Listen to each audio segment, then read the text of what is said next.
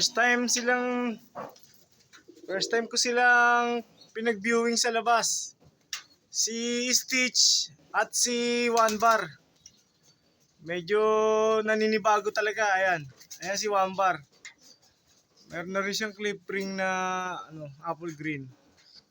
Dito ko sila tetestingin sa sa baba. Kasi hindi pa ako tiwala sa itaas kung tapos na yung virus.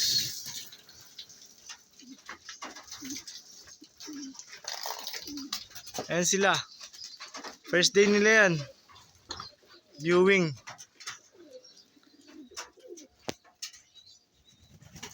Testingin nila ngayon kung paano pumasok sa loob. Ayan, naka CFL sila pareho. Tapos nag-open loop ako sa taas. Hinayaan ko lang bukas habang naambon-ambon.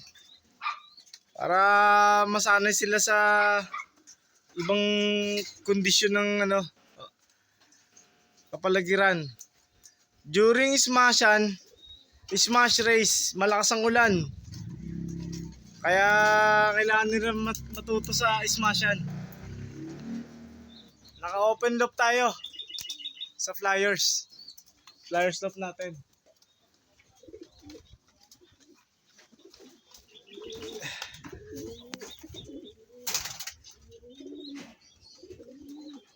Yan, binigay natin sa kanila. Yan lang natira. 1 kilong breeder mix ng Wingmaster. Baka subukan ko ilabas yung anak ni Dada kasi malaki na. Masyadong spoiled, ayaw pang kumain.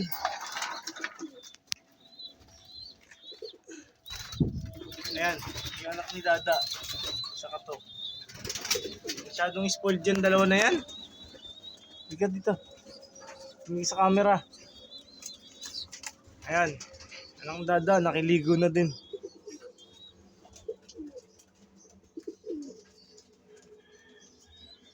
Malalaki na sila. Yung nasa baba, anak ni Baba, itinaas ko na kasi binubugbog na ng kapwa nila kalapate. Baka mabutas ang ulo, mamatay. Ito si Noble. Ito si Reggie, the Tai Chi Master. At ang asawa niya, si Baldado. Ayan.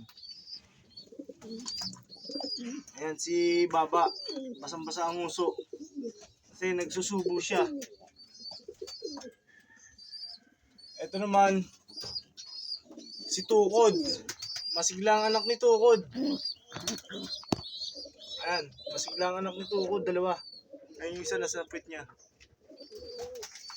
So far, maganda ang mga kondisyon ng mga sisiw natin, mga pichon.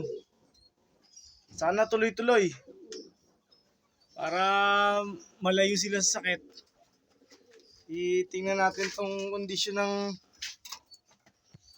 yung pinayaya natin kay Goldie. Kaya yun, ang ganda ng kulay. Ito nga pala si Berto. Ayan. Ba yun? Bakit ganito kulay mo? Anak nga pala siya ni Dada, ni Sadel. Nasa laban ng tatay ni Sadel. Ang tatay nito, si Sadel, tinarga natin kagabi. Ayan. So far maganda siya. Magandang ibon. Hindi ko alam kung black spread or white spread. Ito, hindi siya pwede dyan. May itlog na nga pala, forecast natin. May itlog na nga pala si Mother Dada. Pakita mo Mother Dada, ayan. Isa pa lang. Pero malaki Nakitlog ng Dada ngayon. Ito ang luko-luko natin si Goldie. Ayan napaka-friendly niyan. Friendly yan. Doon ka sa anak mo. Ay, ayan huwag tayo maingay. Hindi niya anak yan. Okay? Ito si Tukod. Anak ni Dada to. Ito si Lucky Charm kaliligo lang. Yes, Tai Chi Master. Si Reggie. Okay?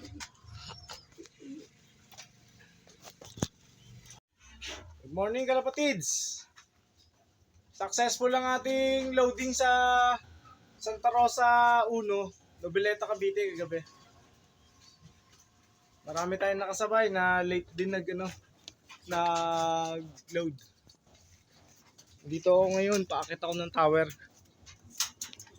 Para makita ko kung liparan yung mga YB na inalpasan natin.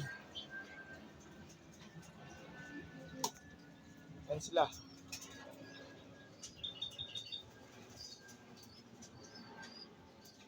Yung iba, nag-ranging na yung iba. Ang masama, mayroong nadapo sa puno. Yun ang hindi ko gusto. Umulan kasi. Umulan saglit pero hindi naman ganun kalakas. Hopefully, pagdating ng karera, sana bukas hindi na ulan. Para magandang liparan ng ibon natin. CFL family, good luck sa ating lahat. Para sa ating hangarin ng idulo tong ating mga ibon. Ang summer race. Ayun yung ibang ibon natin nasa puno. Hindi magandang sign yun. Kaya sana huwag nilang gawing bisyo. Mahirap maging bisyo nila yung pagdapo sa puno.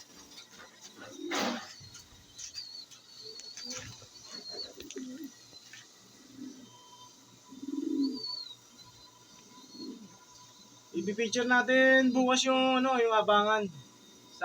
Hindi pa tayo makapag-live eh. Pero subukan natin ang ating live stream habang nag-aabang tayo ng Ayan nga pala si Milo. Ayan si Milo. Mukhang mangingitlog na kasi hindi na masyadong malikot, saka hinahabol na siya ni Saddle. Ang asawa niya nasa ibang lugar ngayon. Load din natin kagabi. Ayan siya.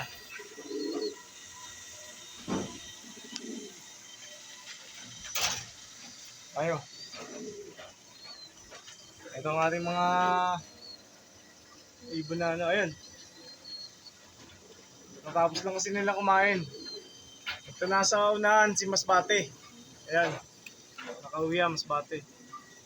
Ito si Berta. Yung may jacket yung singsing. Itong bagong ligo si Stitch. Yung nasa taas si Cute. Ayan, nakatungtong. Kahit anong dami nila, naaalala ko pangalan nila.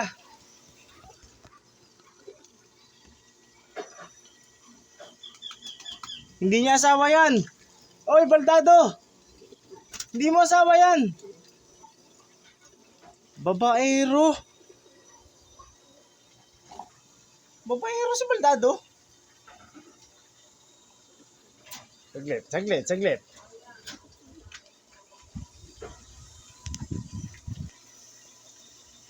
Hindi niya asawa yun eh. Asawa yun ni Taiwan Bird. Ay, talaga. Oy, for your knowledge, hindi po babaero si Daddy Tutan ha. Hindi sa akin nagmana yan. Anyway, nature nila makipag-mate sa iba. Nature talaga nila. Kasi nga, ibon sila.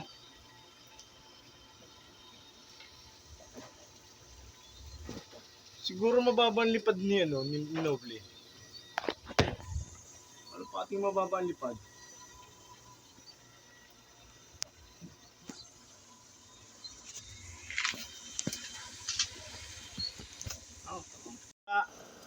Itong basa, si Mother Dada, naligo na.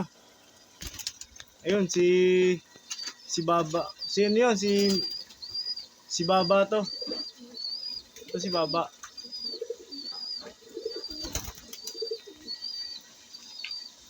Ito si Ilong. Bagong ligo din, no? Pero yung si Noble, ang asawa niyan si Taiwan Bird. Kung bakit na-extrahan niya, no? Itong baldado na to.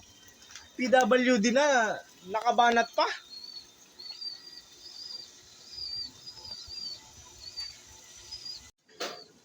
Nagpaplano na silang pumasok. Thank you guys. Keep supporting Tutan Love. Nakapagod na araw kagabi kasi nagtinda pa tayo. Pero enjoy naman kasi nakita ko yung mga kaibigan natin. Especially yung idol natin sa pag-iibon. Shoutout sa iyo, Sir Ben Malinay. Ng Hayden Malinay Loop. Masaya si Daddy Tutan kasi nakadaupang palad kayo. For the third time or even fourth time siguro. Pero ang layo na ng panahon na yun. Siguro ang age ko noon mga 14 lang o 15. Sabay-sabay kami naglo-load noon sa Imus Complex. Pero so far, iba yung nare-reminisce mo yung damdamin na bilang isang pansier. Na nakikita mo sila na active pa rin sa karera hanggang ngayon. Despite na age nila, Despite sa age nila, ayun, pumasok na ang ating marunong na si Juan Bar, pumasok na siya sa trapping natin.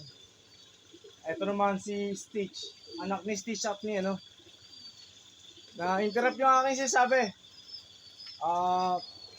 Pero iba talaga yung pakiramdam na nakikita mo pa sila naglo-load hanggang ngayon. Na nakikita mo active pa rin sa likod ng busy schedule nila. Nagagawa pa rin nilang magkarera. Naramdaman ko yung childhood ko noon sa aking kabataan. Talagang napakasaya ng kabataan ko noon. During the time na naglo-load ako, nangangarera kami, the street fighting, ng street race, ganon. Iba talaga pakiramdam. Thank you guys! Eto na tayo, umakit kasi si Daddy.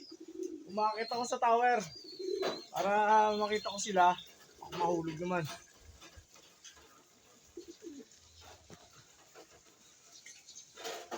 Tingnan ko sila eh.